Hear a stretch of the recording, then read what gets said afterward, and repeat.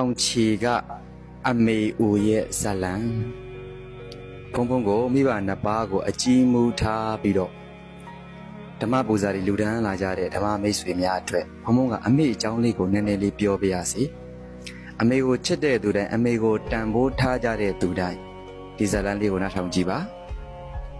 မတဲမကွဲဝတော်ဝါဆောင်းညချမ်းများကပုံပြင်တွေတားရင်မှာဝင်နေလေရဲ့ပုပ်ပါလို့တောင်ကလဝါတလုံးလို့ထောင်မနေတဲ့တောင်ချီရင်းမှာရွာတရွာတီထားအမေရဲ့ချစ်လစွာသောသားကိုညံများတဲ့ငှက်ကြားကတုတ်ချီတောင်ပေါ်စီရောက်မှပြစ်ချငိုနေကြတဲ့လူတွေကြားအမေရင်တွေကွဲသွားတာပေါ့အခါတုန်းကအထက်အညာပကံဒေတာကြောက်ပတောင်းနယ်ထဲမှာရှိတဲ့ပုပ်ပါတောင်ကလမှာတောင်ကြီးတတောင်ရှိတယ်အဲ့ဒီတောင်ကြီးဟာဝါလုံးကြီးလိုပဲထောင်မှတ်ပြီးတော့မှနေတယ်အဲ့ဒီလိုထောင်မှတ်နေတဲ့တောင်ကိုဘယ်သူမှလည်းမတက်ဖူးကြသလိုတောင်တက်လမ်းလည်းမရှိပါဘူးအဲ့ဒီတောင်ချီရင်မှာရွာလေးတရွာတီးထားတယ်ဗျအဲ့ဒီရွာမှာဇနီးမောင်နှံ2ယောက်ရှိတယ်သားလေး1ယောက်ရှိတယ်ပေါ့လင်းလောက်တဲ့သူကတောတဲ့ကိုတောင်ရခုတ်သွားတဲ့အချိန်မှာအိမ်မှာမယားဖြစ်တဲ့သူပဲကြံခဲ့ပါတယ်မယားဖြစ်တဲ့သူကအိမ်မှာလှုပ်စရာကင်စရာဝေယဝိဆတွေအဝတ်လျှော်ချင်းခွဲရေခဓမင်းချက်ဟင်းချက်လုပ်နေတဲ့အချိန်မှာသားနိတာရဲလေးကိုပကက်ထဲမှာတိတ်ပြီးတော့မှထားခဲ့ရတဲ့အချိန်မှာအဲ့ဒီမှာငှက်တကောင်ဟာတိတ်ငှက်တကောင်ဟာအပေါ်ကနေပြန်တန်းလာပြီးတော့ပကက်ထဲမှာတိတ်ထားရတဲ့နိတာရဲကလေးကိုအသားတုံးထင်ပြီးတော့မှတုတ်ချီသွားပါတယ်ပကက်ရောကလေးရောတုတ်ချီသွားတာဖြစ်တဲ့အတွက်အမေဖြစ်တဲ့သူဟာအဝတ်လျှော်နေရင်းနဲ့သူ့ရဲ့ကလေးကိုတိတ်ငှက်တုတ်ချီသွားပြီဆိုတာကိုသိပေမဲ့လည်းပဲမအော်ရက်ဘူးတဲ့ကြိတ်ပြီးတော့မှနေလဲရတယ်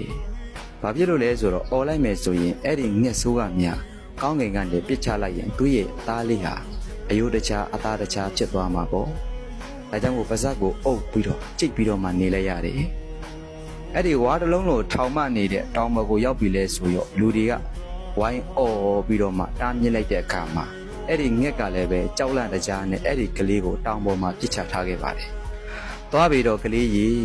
ဝေတီမြင့်မတ်တဲ့တောင်ကလဘယ်သူတက်လို့မှမရခဲ့တာ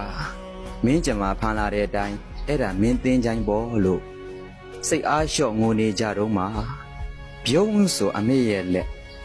မြင့်မတ်တဲ့တောင်ကိုဖက်တဲ့သွေးဆက်ဆက်ယူကြဟိုဒီကတားနေကြအခိုက်မှာပဲအမေရဲ့အသေးကိုဖက်နေလိမ့်ဒီလိုနဲ့တောင်ထိပ်ကိုရောက်ပါရောတဲ့။အော်အမေကလေသူ့ရဲ့သားလေးနိတာရဲလေးကို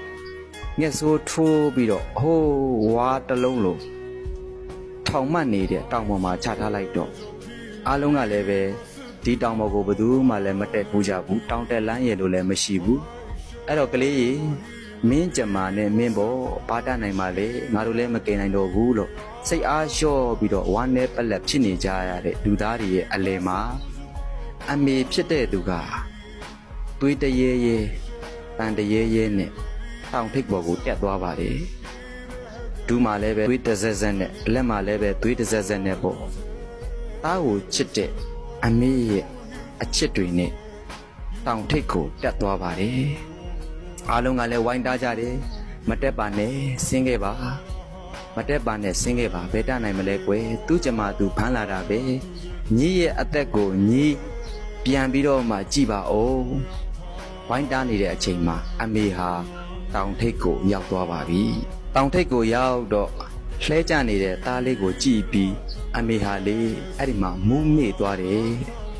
ပြန်တရိရလာတဲ့အချိန်မှာသားလေးကိုပွေးဖက်ပြီးတော့မှနေကလည်းပဲဝင်သွားပြီမက်ဆောက်တဲ့တောင်ကပန်းရံကနေ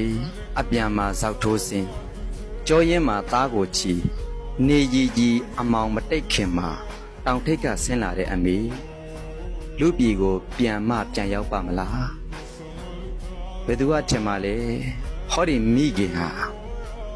ဝါတလုံးလိုထောင်မနေတဲ့တောင်ထိပ်ကိုသားကိုချစ်တဲ့ဇောနဲ့တက်သွားခဲ့ပြီမဲ့အခုပြန်ဆင်းရမယ့်အချိန်လဲရောက်တော့နေရလည်းပဲဝင်သွားပြီသားကိုကြောမှာပိုးပြီးတော့ဘလို့ဆင်းမလဲအားလုံးကလည်းပဲဝ ဝိုင်းပြီးတော့မှစိတ်ပူပေးနေကြပါတယ်အဲ့တော့ဒီမိခင်ဟာဒီအမေအိုဟာအောက်ကိုပြန်ရောက်လာမရောက်လာတော့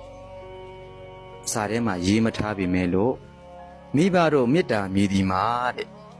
ဘယ်သူကမှမစွမ်းဆောင်ဘယ်သူကမှမလုပ်နိုင်ဘူးလို့သတ်မှတ်ထားတဲ့အရာတွေကိုသတ်မှတ်ထားတဲ့ကိစ္စတွေကိုပြီးမြောက်အောင်မြင်အောင်လှုပ်ဆောင်နိုင်စွမ်းရှိကြပါတယ်အဲ့ဒါကဘာလဲလို့ဆိုရင်မိခင်တွေကသားသမီးတွေကိုချစ်တဲ့စိတ်ကြောင့်မို့လှုပ်ဆောင်နိုင်စွမ်းတွေရှိကြတာဖြစ်ပါတယ်ဒါကြောင့်မို့အမတန်မှမေတ္တာတရားကြီးမားတဲ့အမေကိုချစ်ပေးကြပါ